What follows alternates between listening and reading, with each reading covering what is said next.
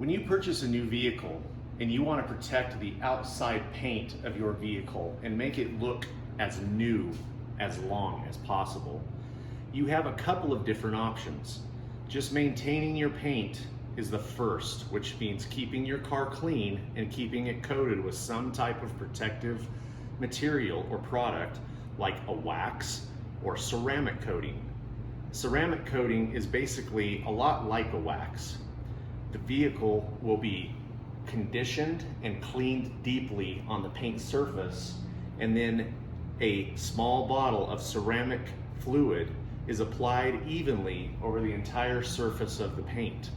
What that does is it adds an extra layer of protection and UV protects the paint.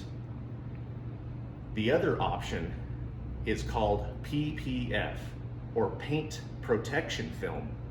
That is actually a vinyl plastic sticker that comes in very big wide rolls. It can be applied to sections of the car that can be damaged from road debris, or nowadays they have new products that can actually be applied to the entire exterior of the vehicle, saving your paint from damage from debris or small accidents.